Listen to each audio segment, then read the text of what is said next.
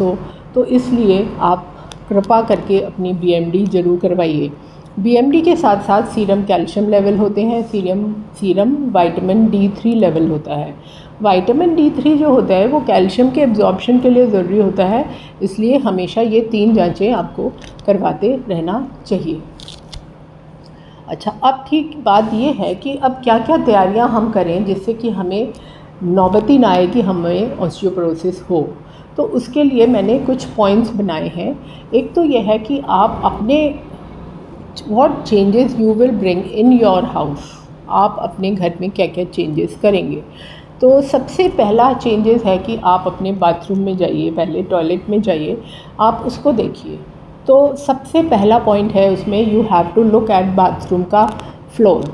अगर आपका floor tiled है, बिल्कुल स्लिपरी है और बहुत शाइनिंग है, देखने में तो बहुत अच्छा है but it is very dangerous for you.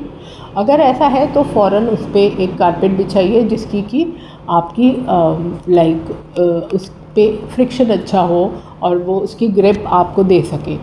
तो इसलिए आपको अब ऐसा फ्लोर लगाना है जिस पे आपको चलने में सुविधा हो और बिल्कुल भी स्लिपरी ना हो, नंबर 1।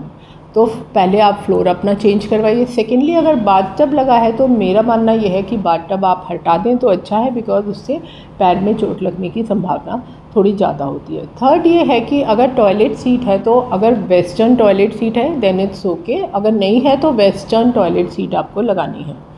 अब वेस्टर्न टॉयलेट सीट के साइड में आपको एक टॉवल बार होती है, वो यूजुअली होती है, उसको आपको ये देखना है कि अच्छे से उसको मतलब खूंटे से अच्छी तरह वो गड़ा हुआ हो, जिससे कि वो आपको सपोर्ट दे सके, उठने में आप उसको पकड़ सकें, तो उससे अच्छे से आप खड़े हो सकें, जिससे कि आपके जॉइंट्स पे प्रेशर ना आए।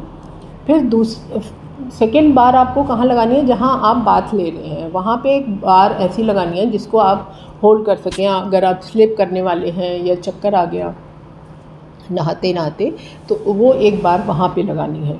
तो 2 ये आपको बार्स लगवानी है, टॉयलेट सीट आपको चेंज करानी है, बाथटब हटाना है और अपना फ्लोर ठीक करना है। बाकी बात आई एलिमिनेशन की, तो अच्छी सी लाइटिंग लगानी है।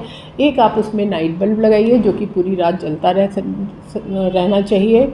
और उसके साथ बात यह है कि आपको बैठ के नहीं नहाना है, तो आपको या तो खड़े होकर नहाइए अगर आप कंफर्टेबल हैं, और एक हैंड शावर का यूज़ करिए। बाकी अगर आपको खड़े होकर नहीं नहाने में कंफर्टेबल है तो आप कोई भी स्टील की या कोई एक स्टूल बनवाइए या एक चेयर बनवाइए जिस पे आप बैठ के आराम से नहा सकें। और जो आपकी जो बकेट है उसका लेवल थोड़ा हाई होना चाहिए, जिससे कि आप आराम से पानी लेके बाथ ले सकें। ओके, तो ये चीज़ें हो गई, हैंड शावर का यूज़ हो गया, वो मैंने आपको बता दिया।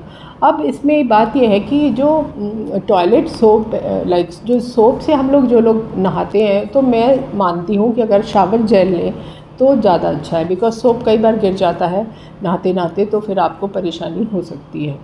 ठीक है, और सबसे इम्पॉर्टेंट चीज़ ये है टॉयलेट में कि आपका जो टॉयलेट का दरवाज़ा है उसमें इस तरह का लॉक लगवाएं कि वो बाहर से भी खुल सके और अंदर से भी खुल सके। क्योंकि कभी कभी क्या होता है कि अधिकतर जब ये पैरालिटिक अटैक होता है, सीवीए अटैक जिसको कहते हैं, सेरेब्रोवैस्कुलर एक्सीडेंट अटैक जो होते हैं, ये अधिकतर बाथरूम में नहाते वक्त होते हैं या टॉयलेट में बैठते वक्त होते हैं। तो इसमें पेशेंट पहुंच नहीं पाता दरवाजे तक। तो अक्सर हम लोगों को अपने पेशेंट से कंप्लेन मिलती है कि वो आने में लेट हो जाते हैं डॉक्टर के पास तक, क्योंकि फ़र्स्ट जो आवर होता है या फ़र्स्ट 30 मिनट्स बहुत क्रूशियल होते हैं उसमें।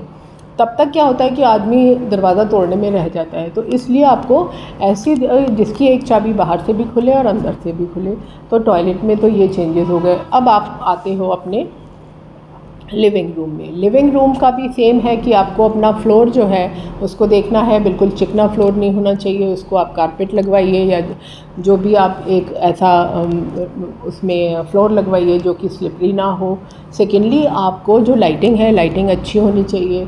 थर्ड ये है कि जितने भी एसी हैं या पंखे हैं, इन सब के स्विच आपके अपने जो टेलीफोन या फ़ोन है, अपने फ़ोन में एक ऐप आता है आजकल, उसमें लगा लीजिए जिससे आप ऑन ऑफ़ कर सकें।